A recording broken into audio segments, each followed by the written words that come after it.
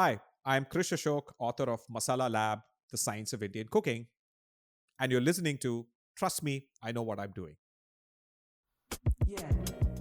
My name is Abhay Dandekar, and I share conversations with talented and interesting individuals linked to the global Indian and South Asian community. It's informal and informative, adding insights to our evolving cultural expressions, where each person can proudly say, "Trust me, I know what I'm doing." Hi, everyone. On this episode of Trust Me, I Know What I'm Doing, a conversation with the author of Masala Lab, The Science of Indian Cooking, Krish Ashok. Stay tuned.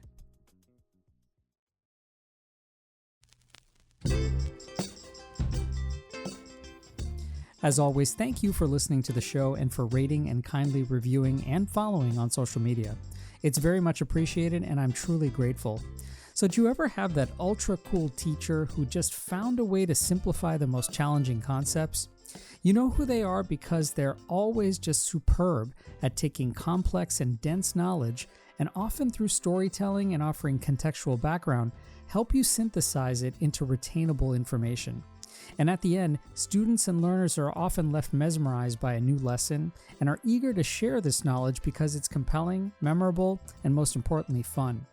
Now, this is exactly how I've felt when I'm watching and learning from Krish Ashok, the author of Masala Lab, The Science of Indian Cooking. Ashok is an engineer who leads the advisory and consulting function of the AI Cloud Unit at Tata Consulting, which unto itself, by the way, is quite cool and noteworthy. But it's his deep curiosity and exploratory nerdiness in the kitchen that led him to research, experiment, develop a working expertise, and share culinary knowledge with others to make for better cooking and turn the kitchen into a joyful playground. Now, Indian foods lives at so many different intersections and is anything but monolithic. And so Ashok artfully weaves elements of history and the tradition of our grandmothers and physiology and local culture and nutritional and medical science into thoughtful and playful storytelling that ultimately helps provide a rationale for the many intricacies of our food.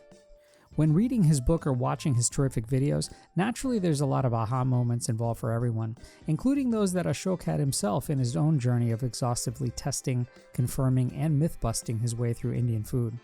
What's disarmingly impressive is Ashok's discipline for using scientific reason and curiosity to help guide a very subjective experience like food, especially that which often plays upon our feelings of nostalgia, comfort, and adventure all at once.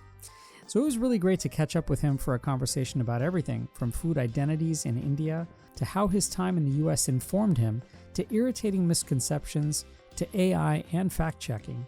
But I first wanted to know, given his background and curiosity, if he finds himself constantly thinking of questions when he's eating a meal. So, in a sense, I've compartmentalized it by saving all of the curiosity and the food science and the really dissecting and deconstructing to when I eat like new novel food, typically at a restaurant or at somebody's new place or a chef who invited me and so on. But for home and comfort food, I very willingly just do it in a very completely different. I'm not really thinking. I'm just really just enjoying what it is because it's, for the most part, when you're eating comfort food, you're just experiencing nostalgia rather than anything novel in a culinary sense anyway. Well, and for you, does comfort food then take on a little bit different meaning then, where you're, really have to respect that? Yeah, no. So to be fair, I think as part of this entire research into food, I've kind of broadly started to appreciate how insanely sort of, shall we say, subjective and fallacious we tend to be when it comes to opinions on food, right? And we so regularly and flippantly end up insulting somebody else's comfort food. How can you like that? It's an overrated dish. But it also means that I think we all experience food in such a deeply individual way based on our upbringing, based on what we grew up eating when we were children and so on. And in India, what I found is that food habits therefore become very central to defining your community, caste, religious identity. So all the taboos, so we are as much defined by what we don't eat versus what we eat. So for me, comfort food has a slightly different. There are multiple versions of comfort food for me. So obviously the food that I grew up eating as a child, as a South Indian vegetarian, but obviously the comfort food that I grew up eating as a teenager when my friends would take me out to Old Delhi and eat kebabs. My sort of first exposure to eating meat and so on.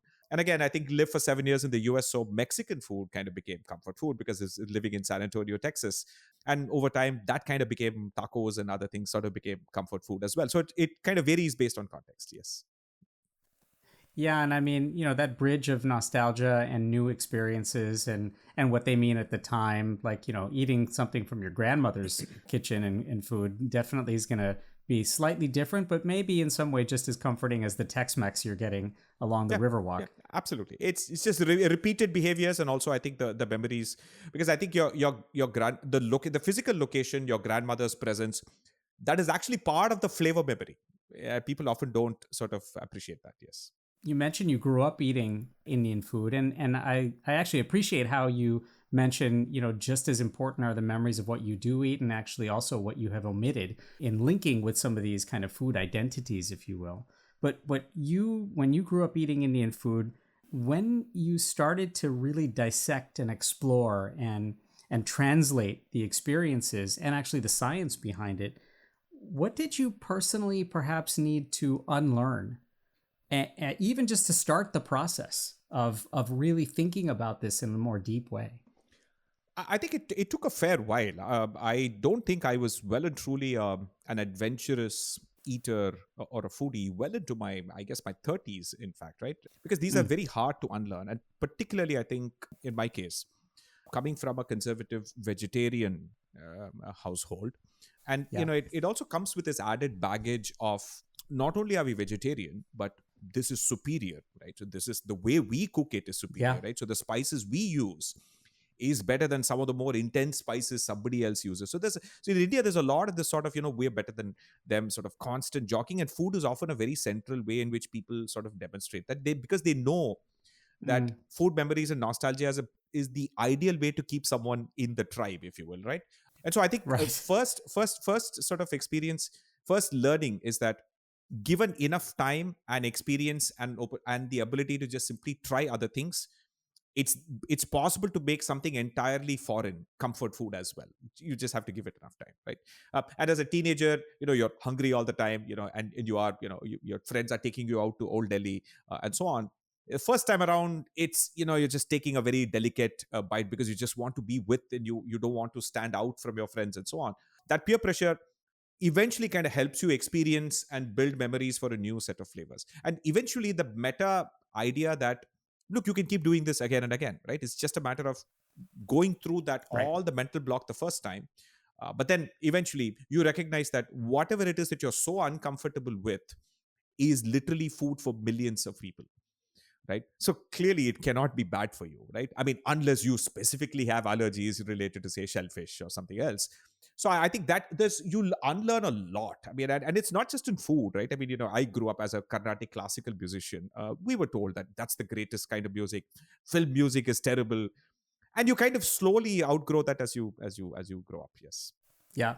Well, and I mean, yeah, you're right. Unleashing sort of new ideas, particularly in adolescence and then in your young adulthood, whether it's musical taste or food taste, in some ways, kind of embracing that these ideas, even though they're so ingrained, you probably had to let go of a lot. And you probably had to, I'm sure, take the idea that this is the best off of that pedestal. Yeah. And did that allow you to, I think, ask those questions a little bit better then? Very much. So, in a sense, I think another, in my particular case, as I got into high school and as we were starting to learn physics and mathematics and going down the STEM route and so on, it also struck me in a sense that I took to physics and mathematics more naturally because it allowed me to break everything down to first principles in a way other subjects often do not, right? At least before. I've always had trouble memorizing stuff. So for me, this natural idea of therefore bringing it down to first principles and then trying to see if I can then reassemble that complex chain of reasoning at the end using these first principles Lego bricks is a practice that has, in a sense, really helped me, for example, get down to writing this book and making the videos that I do and applying it in my career in software, or for that matter learning music, or for that matter this meta skill of picking up new skills really rapidly, right? So in that sense, I think a lot of in cooking it's the same thing, right? You sort of you quickly realize that there is tacit wisdom in how your mother cooks, because she's learned it from her mother, and there's a sort of unbroken chain of knowledge that's sort of come down. The practical heuristics of when is rice cooked, right? How do you make a soft chapati, or how do you ensure that the dal is not too thick or not too watery, and how do you ensure that you get the perfect browning on something. And they do this without necessarily understanding the Maillard reaction and temperatures and pH and all of that, but understanding it using pH and Maillard reaction and the state changes and other things and thermodynamics, in my opinion, makes that knowledgeable far more universalizable, right? As opposed to you being able to learn it only by being mentored by a mother or a grandmother and obey using that traditional Indian dictat, just do what I say, don't question it, right? uh, so I think amidst that, you sort of then learn that, look, most of what your grandmother said will work in the kitchen. Most of what your grandfather Yeah. said about health and nutrition, probably not, right? So my Yeah. general rule of thumb is that ignore grandfathers, listen to grandmothers. I think one thing that you mentioned there really resonates for me, at least as a medical educator. You ask some people how to do something, they could certainly show you, but they couldn't explain it. And Exactly. that's what absolutely makes them, in a way, unconsciously competent, right? And from what you're describing, there's a big difference between unconsciously competent at what you do and someone who's very consciously competent, Yeah. because they could probably dissect it out, they could really explain it, and to great detail in that way too. Exactly. And it sort of goes back to Daniel Kahneman's system one and system two, right? I mean, you actually want to get good enough at something so that you let system one do this on autopilot. Otherwise, it would be cognitively exhausting to sit and turn every little trip to the kitchen into an engineering project, right? Yes. That's right. Yeah. You mentioned earlier these kind of food identities that we find so much of in India, and in some ways, I've heard you speak a little bit about this, where the concept of Indian food itself is such an amalgam of so many different pieces and textures and different ideas. With so many of these kind of tribal food identities that are out there across India, do you personally identify with any of them? I mean, does it find it hard? Do you find it hard to have a home in this space? It is hard. I mean, obviously, I don't want to shy away from the fact that so I obviously, growing up in a South Indian vegetarian household, so that is comfort food in that sense. Growing as a teenager in Delhi and eating kebabs as well as dal makhani, roti dal has also become comfort food. Living in San Antonio has made Mexican food, comfort food and so on. But within India, as I've kind of grown older, I've been sort of researching this book. I actually ended up, being into data science. I ended up downloading like 100,000 recipes and, writing some Python code to look at patterns and so on, right? Before I wrote my book. And I kind of recognized that despite all these differences, there are some common patterns that emerge, right? In that, fundamentally, if you choose a particular fat that is local to a region and a particular set of spices, and that is your tadka, if you will, right, at the start or at the end, that really defines the flavor profile of any region more than anything else. Right? So you could take the same recipe, and if you just change the fat to coconut oil and use curry leaves, garlic, chilies, and cumin, it will taste Kerala no matter, you could take a Maharashtrian dish and just make it Kerala by just changing the fat and the initial spices or the tadka that you add. So if it's mustard oil and panchforan, that's going to make it Bengali. If it's ghee and a bunch of spices, Punjabi, right? And you could really go micro. I mean, cotton, in Vidarbha, cottonseed oil is very much used because it is and you would have sesame oil used in South India and so on. So in that sense, there is a set of commonality. But amidst that, as I got really, really interested, so for me, if you really tell me, my two favorite Indian regional cuisines are Maharashtrian and Bengali, right? Uh, Yeah. and And over I've time, seen you yes, talk about this as well. yes, Yeah. yes. So I find that one is that I think these are two cuisines that use what we now call negative flavor pairing, which is that they use ingredients that don't necessarily share flavor ingredients more often than not. So it's more of a party in the mouth, but also more interestingly, there are more variations in textures, right? You look at Maharashtrian food. There's always something crunchy. There's a crunchy element in anything, even the simplest dish. Even in how you chop vegetables, is there, people pay attention to giving you a textural contrast, a spice contrast, a sweet and sour contrast. And again, I think in the context of Maharashtra, I can imagine, I think, and Bengal as well, right? So these are fusion culinary cultures, right? So one is that Maharashtra sort of straddles North and South India, right? These are two broad culinary traditions, and I think there's a little bit of both in Maharashtra, right? And Bengal, obviously, I think it's the Bengali and the Mughlai influences that kind of come together that make it truly, truly fascinating. Yeah. Well, this definitely explains some of my Aji's banana, tomato, and peanut yogurt dishes for sure. Yes, yes. You get the crunch from the peanut. You get the glutamates from the tomato. That's right. That's Yes. right. And I love this idea, of course, of there's so many different even local, you go 50 miles and the flavor Yes. profiles might definitely change with within a region itself. Yeah. You mentioned the sort of American experience and what you got from being in San Antonio for a few years. Yes. From that time, I mean, the comfort foods, of course, live with the time and the nostalgia of what you experienced when you were here. But from that experience, and especially living abroad and outside of India, Yeah. how did this experience maybe inform your understanding of some of the various food intersections Yeah. that you currently examine in Indian food Okay. itself? So I think the my single biggest positive takeaway, I think Indians sometimes come to the US and then are immediately like, it's just processed food. It's just, it's Right. not, doesn't have Yeah. flavor and so on. Right? Because again, we're just so strongly obsessed with our micro cuisines that literally anything else is going to be bad for you. So, for example, I later found out that the average American spends about like half an hour in the kitchen. The average Indian spends close to 5 hours. I think Yeah. there's a story there in the sense that, yes, on the one hand, you ostensibly say it's about cooking everything fresh, Right. making like 5 dishes from scratch for every meal. So that's it. I think my biggest takeaway from the West was that it's possible to prioritize convenience, because I have a lot of people Mm. in the US, a lot of people in Europe eat absolutely delicious food while not taking Yeah. 5 hours to prepare it. So Right. in that sense, embracing the refrigerator, embracing the freezer, embracing conveniences like pre-cut vegetables and Microwave. Yeah. microwaves and air fryers now, Yeah. and many other conveniences. I think that is something that I took away. And as you sort of come back to India and you're like, now you're frustrated that why are these people sitting and slaving away in the kitchen, when they could be using some of these appliances. Yes.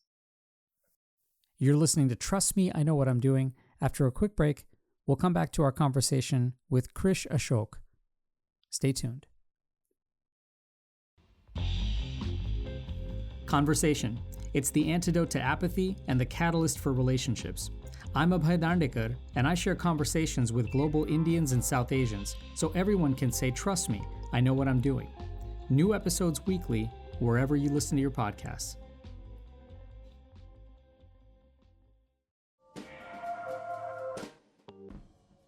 Hi everyone, this is Sid Sriram, and you're now listening to Trust Me, I Know What I'm Doing.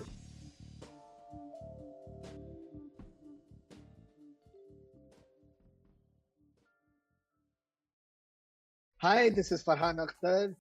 Hi guys, I'm Ananya Pandey. Hi, this is Madhuri Dixit, and you're listening to Trust Me, I Know What I'm Doing with Abhay Dandekar. Welcome back to Trust Me, I Know What I'm Doing. Let's rejoin our conversation now with the author of Masala Lab, The Science of Indian Cooking, Krish Ashok.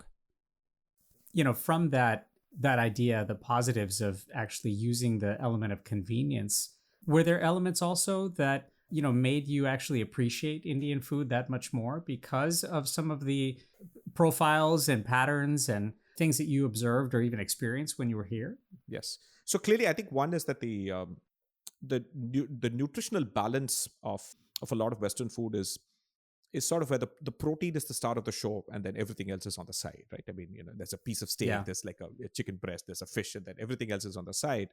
I think one obviously is that you could say that in many cases India is kind of on the other extreme, which is that the carbs are the center of the show and then everything else is on the side. But I think what I started appreciating about a typical potentially well balanced but still reasonably minimalist Indian meal gives you more dimensions of flavor, texture, tastes, side, visual sort of appeal, and so on, than a lot of the average sort of industrialized ways in which people eat food here.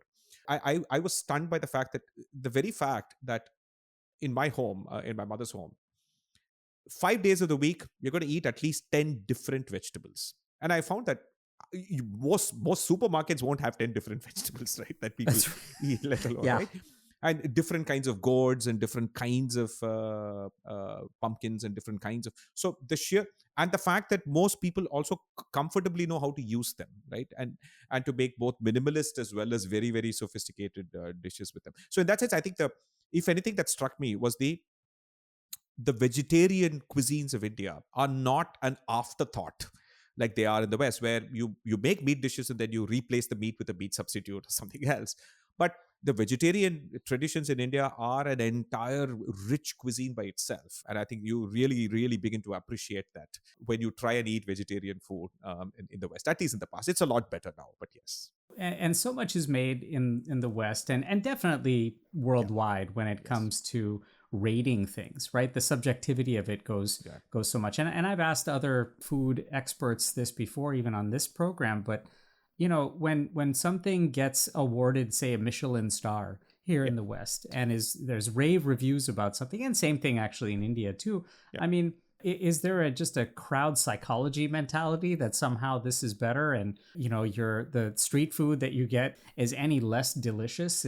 Are we just Yelpifying our way through the food experience here? Absolutely. I mean, despite being someone who's sort of big on social media, but barring the fact that it's helped us discover recipes, and you could go to YouTube and search for anything, and I think that's a fantastic thing. But I think social media's impact on health, nutrition, and on discoverability of restaurants and these things, I don't think has necessarily been a positive thing at all. I think it sort of turned us. For starters, I think people have to recognize that Michelin star was originally for farmhouses, a restaurant that were far outside Paris. They forced people to drive and wear out their Michelin tires, right? So it was never given to restaurants that were in Paris. It sort of changed much later, right? I mean, you have to remember that the goal of many of these things were fundamentally different originally, and then they took on a life of their own. And social media, what it ends up doing is that if an influencer says, this is amazing, you got to go here, right? One, that person's probably not telling you that he's been paid a lot of money to just put out that organic post that makes it seem like that he just chanced upon this restaurant and so on. It's never the case. You're almost always being paid for it because there's lots of money at stake, and because these restaurants, you can suddenly, if a big influencer says just post a photo of them eating at a restaurant, there's going to be a big queue of people waiting to eat there and so on. There's a weird dynamic in India now where if you see, there's millions of viral videos of street food people doing atrociously crazy things, like making a 30 egg omelette and grating like half a kg of butter onto some melting, and onto that.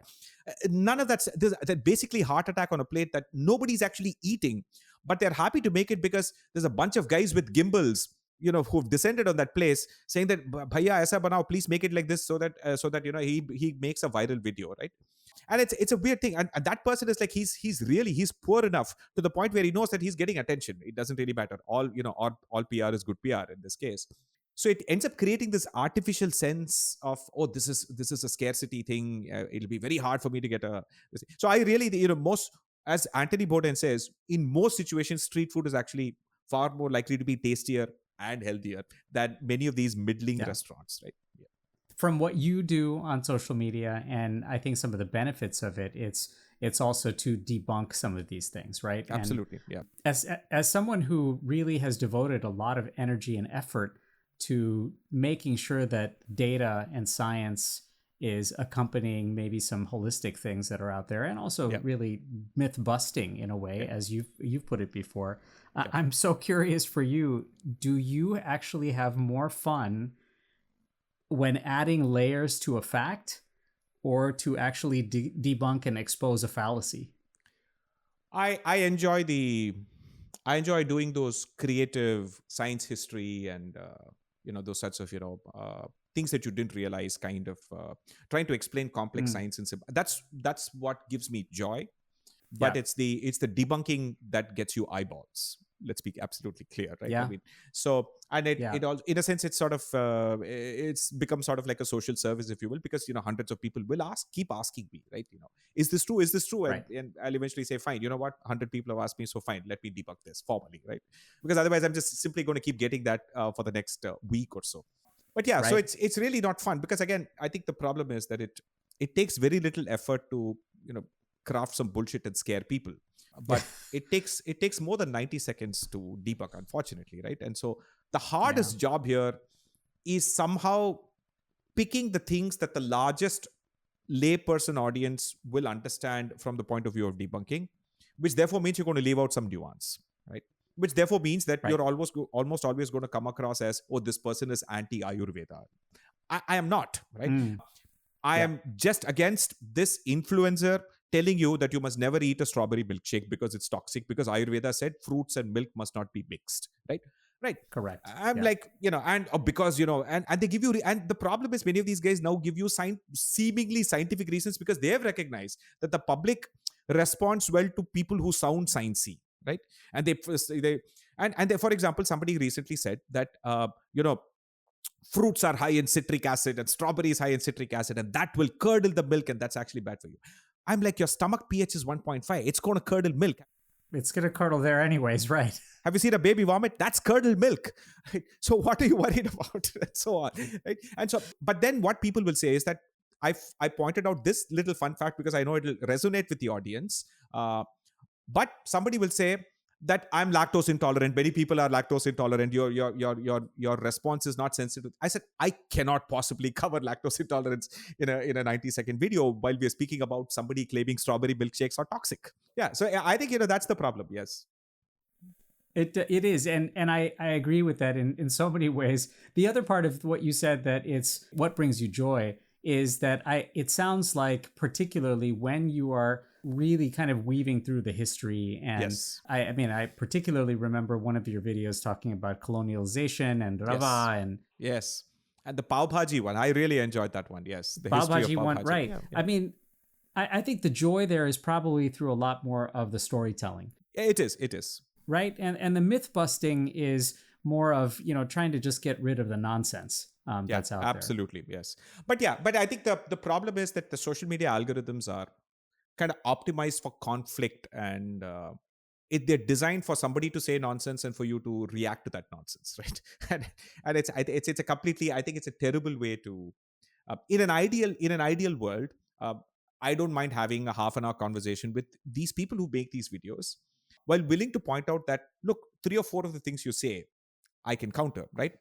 But I'm sure you're a good person who broadly has good advice to give to people. I think that's not the world we live in, right? So we live in this, X and Instagram antagonistic world of, reaction videos and so on. With your in many ways kind of global lens, having traveled and have had some background in the States, and of course have spoken in so many different places, are there misconceptions about Indian food, whether they're based upon myth busting or even just these cultural notions? But which of these misconceptions do you find absolutely irritating? Yes. In that, boy, it really is just like, boy, when I hear that one, it really, really bugs me to no end. Yeah.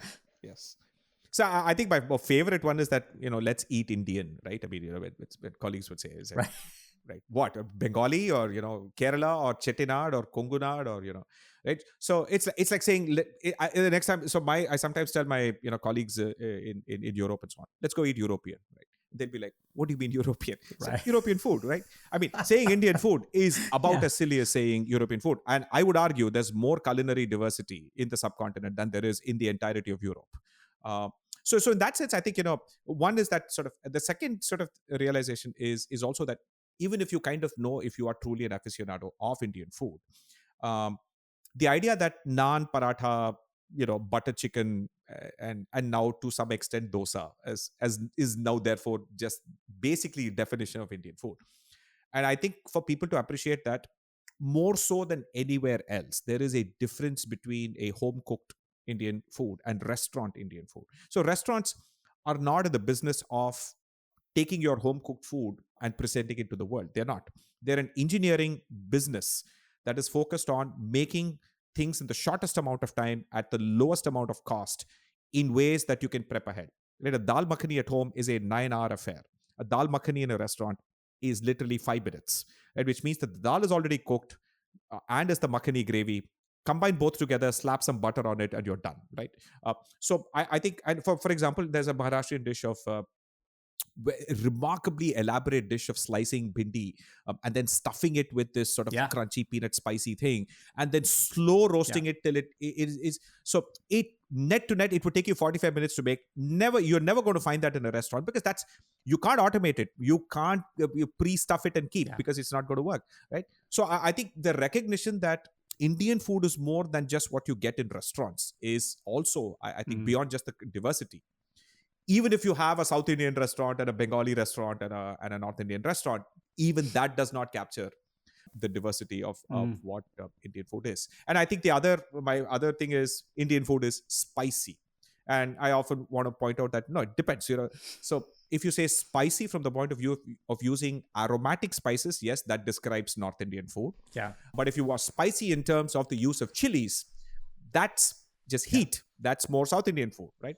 And so these are very entirely different sensations. No, I love that, because again, even just the concept of restauranting in India is, in the grand scheme of the historical perspective, a relatively new one. Very new. And you just don't get that kind of diversity. To me, one of my irritating things is that just, we're going to have an Indian flavored dessert, so let's just add some mango. I mean, what kind of mango? Which mango? This is, Brazil has mangoes, yes.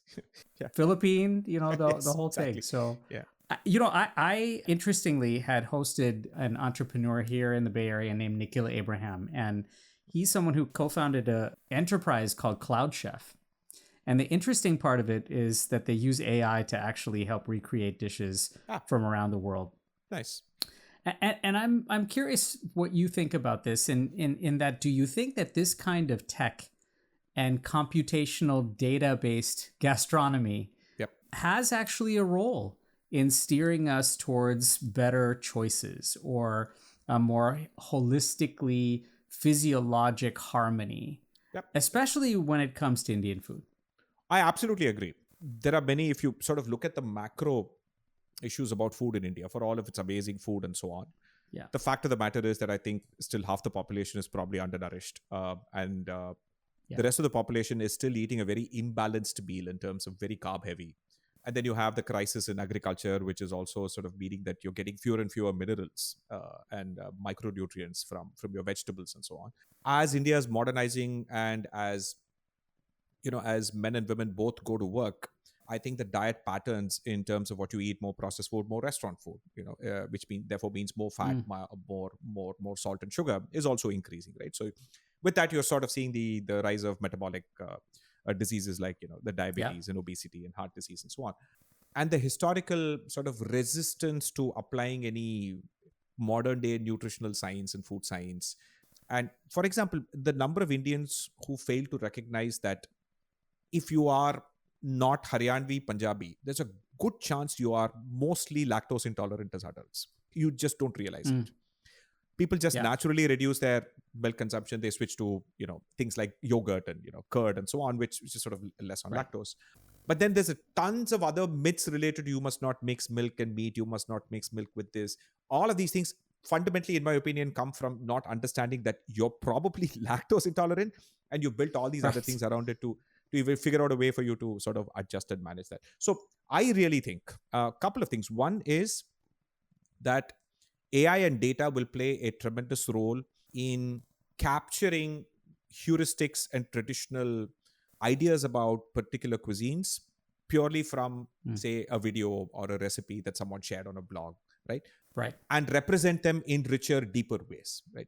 Particularly for cuisines that are underrepresented, like Odia cuisine, like Assamese cuisine, right? Or Gondi cuisine and so on, right? So clearly, I think that's going to play a tremendous role simply in being able to create a knowledge base that is richer and so on. Yeah. The second thing is that it is absolutely going to help.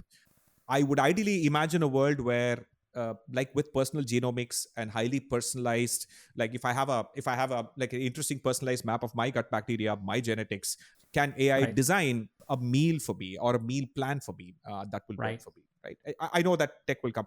I know a lot of Silicon Valley tech pros will claim that they already have it. And I also know it's probably not going to work right now. It will take a little bit of more science before it actually gets there, but we'll get there, right?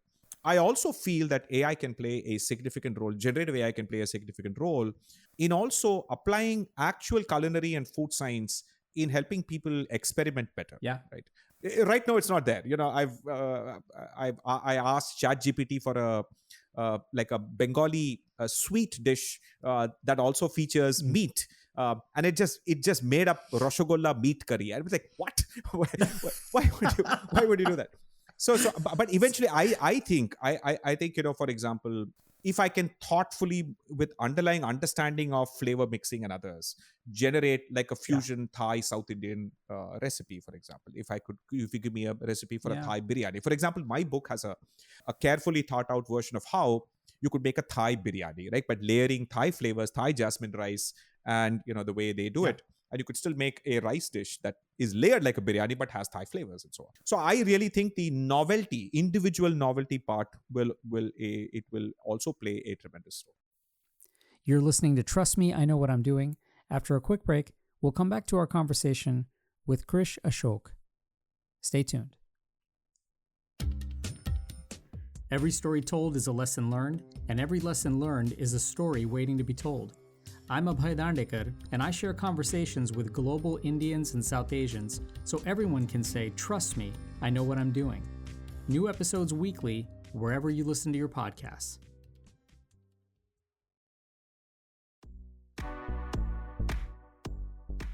Hey, this is Cal Penn. I'm an actor, author, former public servant, and you're listening to Trust Me, I Know What I'm Doing.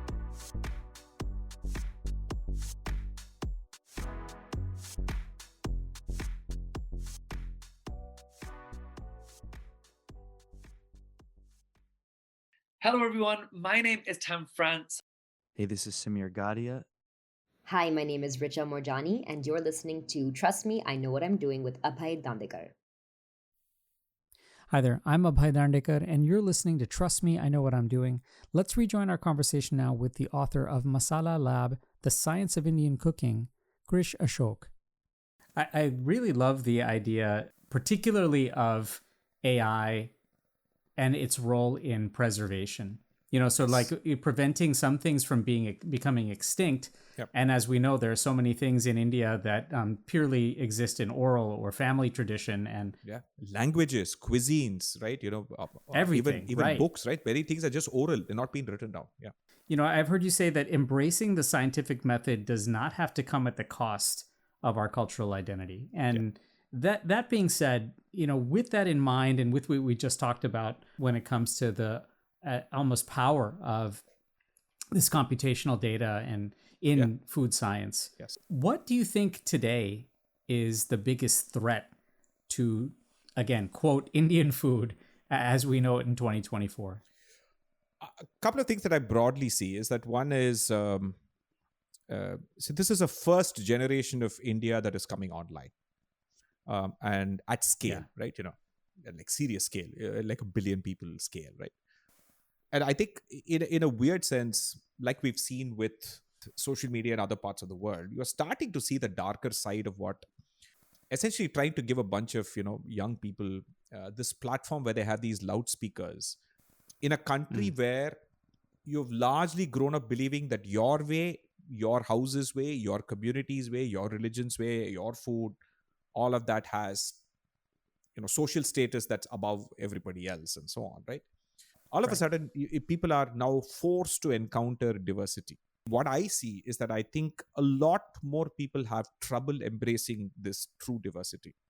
So it is very unique. So it's only in India that you will find that there'll be a 75-year-old lady, a grandmother in Kerala, whose grandson would have come from the US and put a camera and said, "Hey, make me this beef dish that you've always made for me," right? Right. And I should just see the amount of hate comments that will come from random North Indians who have trouble with somebody 2,000 kilometers south of them, eating what they've eaten for thousands of years. Right?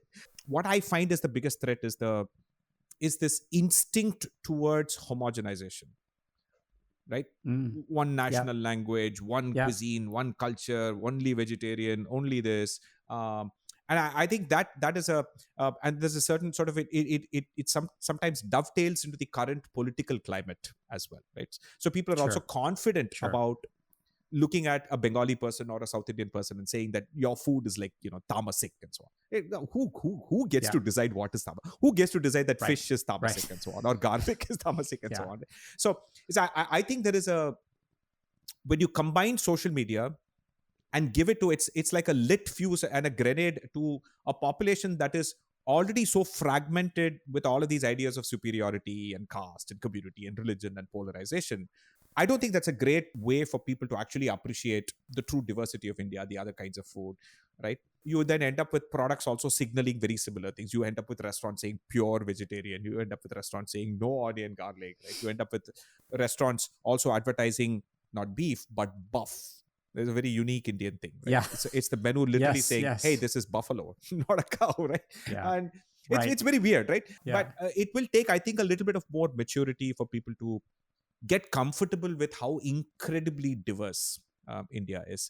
And I think social media is in a weird way against this kind of celebration of diversity, especially in a place like India. Yeah.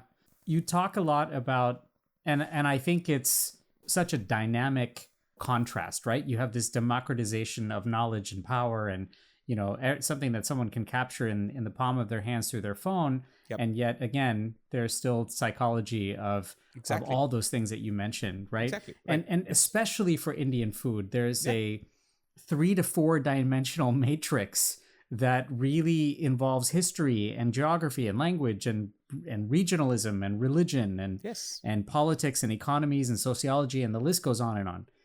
When that's all at play, how then do you integrate the rich nostalgia that we started this conversation with that innovation and respect to diversity in a way then that is safe and natural and still healthy and can be very protective of the population, without, again, all of the kind of threats that we just talked about?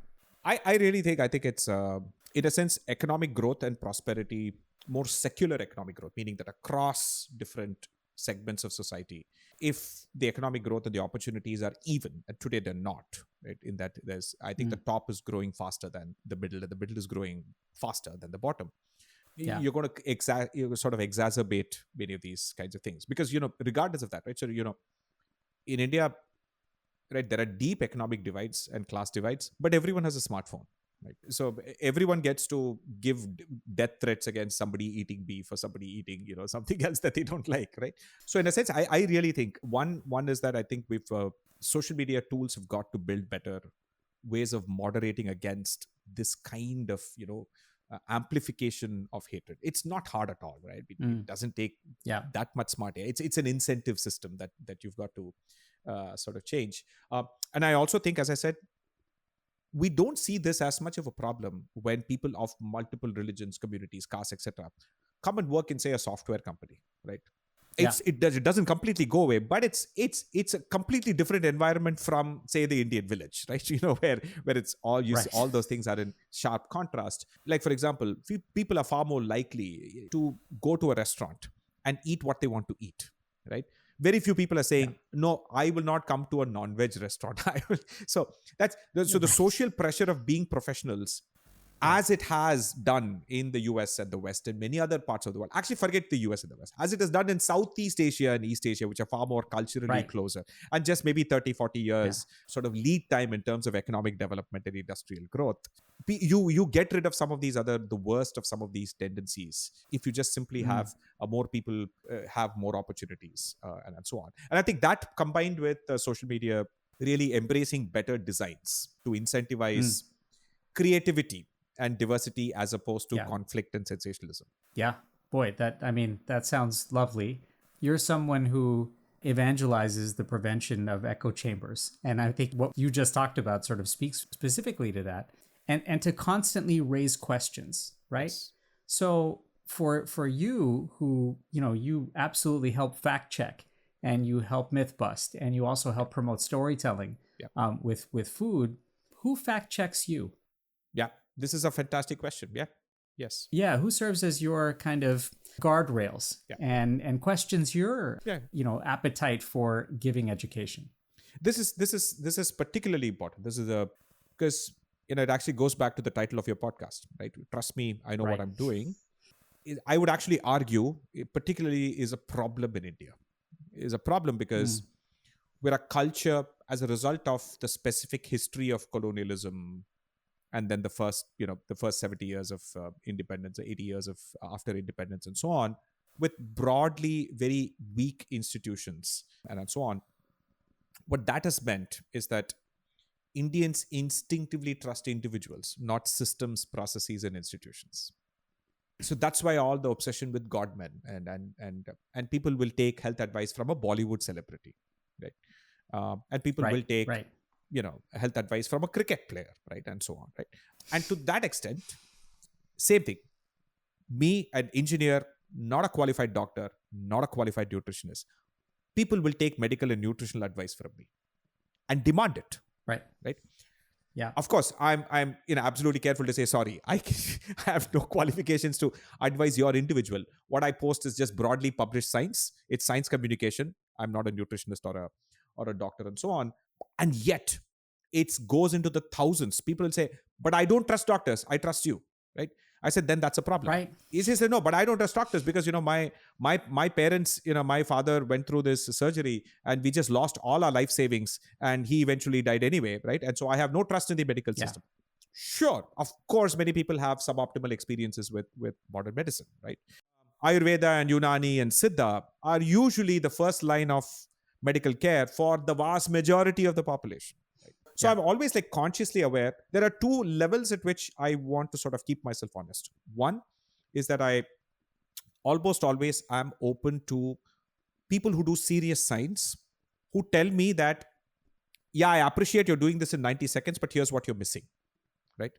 And here's a caveat that I think you should have added. And that's always useful information for me, right? And then I almost always end up adding that caveat at least to the text description or the caption. Not that people read it, but at least try and keep that in mind the next time going forward. So that's one, from serious people of science who, there's always a tension between science and science communication, right? And storytelling and so on, right? Of course.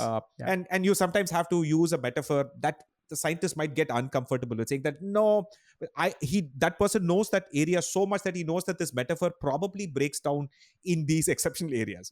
But I am not in the process of communicating a PhD thesis to an audience. I just want to get them curious enough about science to build a healthy skepticism against some of this bullshit, right? The second category that I've now started to do is to also kind of try and understand why people believe the things they believe, right? I am now consciously aware when I call someone out and say this is absolute bullshit. I know tons of people go and leave very angry comments on that person. I know it's having a negative impact on their mental health, and I don't like that at all. But I cannot possibly tell a million people who follow me to not do that. Some people just will, right? And they see themselves as, I am now armed with all the tools Masala Lab has given me, and I'm going to beat everyone on the head with it, right? So as my wife says, my book has been the single biggest enabler of men mansplaining their wives and mothers in the kitchen, right? So so to that end, I'm particularly keen on understanding why people believe what they believe. And the only way you can do that is if you can understand the Indian way of thought, right? Be it the Hindu or the subcontinental way of thinking about things, the belief in the supernatural, belief in some of these other things, belief in Ayurveda, belief in some of these other meta models, if you will, right? And that's why I sort of said, even somebody like a Devdutt Patnaik, that's why I said, hey, you're a mythologist, I'm a myth buster, right? So maybe we should have a conversation about food and this. And yes, I saw that. It was, it was a 3-hour conversation. I said, let me milk this, one video at a time. It was a very, very fascinating sort of conversation. But but I think I also have a few Ayurvedic physicians in my DMs, right? Who I absolutely let them say that, yes, I know you're calling this out, but by the way, right? This is how we do this. We don't, actual practical people do not believe in all this sattvic, tamasic bullshit. We regularly tell our patients that if the patient is a meat-eating patient, we don't tell them to eat vegetarian food. So all of this is social media nonsense. So I'm absolutely open to hearing what the other side is. And the other thing is that I also want to keep telling people, again, this is the lazy way out, right? Is to say that please do not assume everything I say is correct, right? I will make mistakes, right? I'm probably relying on some dubious research. I'm sometimes maybe citing a paper that maybe the sample size wasn't great. Maybe it was just right? And maybe I'm using very poorly done science in the last 5 years to debunk something that might have been tacit wisdom from 2000 years, right? So Nassim Nicholas Taleb's that, look, hey, there's a lot of bad science. Okay. So don't throw out heuristics and tacit wisdom just on the basis of poorly done science as well. In a sense, I think the deeper issue is I really want to tell people that don't trust me blindly, right? Yeah. Right. I hope all you take away from me is some thinking tools that allow you to ask the right questions and be skeptical. And if that's, if that happens to a fraction of this audience, I think then they end up, the network effect of that is really what I want, rather than people to, blindly trust me. I would absolutely happily get back to people and say, hey, you know what, I was wrong about this, and so on. So yeah, so I think it's an emerging thing. The social media incentives of social media make it very hard to do that. And so on, and people also get very upset if you change your mind, right? That's another thing that happens, right? But you told me 3 years ago this was okay. I said, I changed my mind because the science changed, or I learned better, right? And so it's a very tricky thing. I try my best.